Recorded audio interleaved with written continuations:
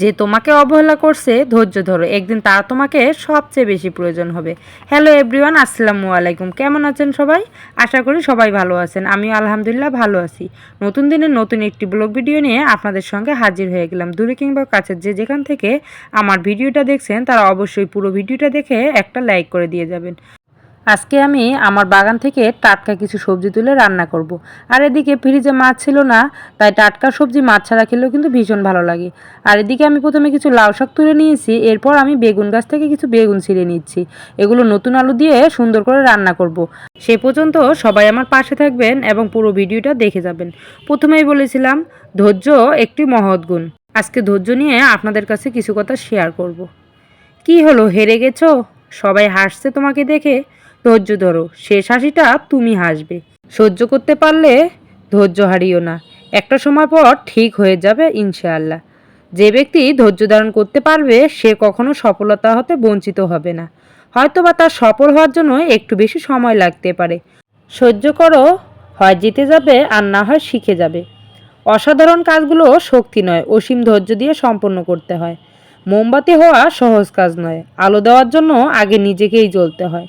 ধৈর্য ধরো, আজ যে তোমাকে দেখে হাসছে কাল সে তোমার দিকে চোখ তুলে তাকানোর সাহস পর্যন্ত পাবে না। ধৈর্যশীলরা শান্তিতে থাকে, কেননা তারা জানে আল্লাহ তাআলা তাদেরকে উত্তম প্রতিদান দান করবেন। যেটা পাওয়ার জন্য তুমি অস্থির হবে সেটা তুমি কখনোই পাবে না, কেবলমাত্র সেটাই পাবে যেটার জন্য তুমি ধৈর্য রাখতে পারবে। মুমিনরা কখনো ধৈর্য হারায় না, কারণ তারা জানে নতুন চাঁদের পূর্ণিমা পর্যন্ত যেতে সময় লাগে। ধৈর্য শেখা একটি কঠিন অভিজ্ঞতা হতে পারে, কিন্তু একবার ধৈর্য ধরে যদি আপনি আপনার কাজকে জয় করতে পারেন তাহলে দেখবেন আপনার জীবনটি সহজ হয়ে গিয়েছে। আপনাকে ধৈর্য ধরতেই হবে, কারণ বীজ বপন করার সাথে সাথেই কেউ তার ফসল কাটতে পারে না। সময় বেশি লাগলেও ধৈর্য সহকারে কাজ করো, তাহলেই তুমি প্রতিষ্ঠিত হবে। জীবনে কষ্টগুলো জয় করে এগিয়ে যাওয়ার জন্য প্রয়োজন সাহস আর ধৈর্য। আমি শিখেছি জীবনে সফলতা কিছু ধৈর্য এবং কঠোর পরিশ্রম থেকে আসে। একজন মানুষের ধৈর্য তার সবচেয়ে বড় শক্তি হতে পারে। ধৈর্যশীল মানুষের জেদ খুব ভয়ঙ্কর জিনিস, যা দিয়ে তারা যে কোনো কিছু অর্জন করতে পারে।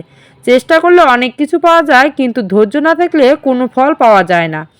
সঠিক সিদ্ধান্ত গ্রহণকারী হওয়ার জন্য আপনাকে জানতে হবে কখন আক্রমণাত্মক হতে হবে, আবার কখন ধৈর্য ধরতে হবে। ধৈর্য রাখুন, ভালো কাজ করুন, সবাই আপনাকে ঠকালেও আল্লাহ আপনাকে কখনোই ঠকাবে না।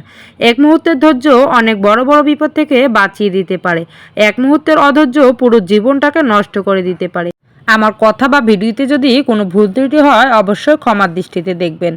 আর কোনো অংশ যদি ভালো লেগে থাকে তাহলে অবশ্যই লাইক শেয়ার ও কমেন্ট করবেন এবং পরবর্তী নতুন ভিডিও পেতে সাপোর্ট করে রাখবেন।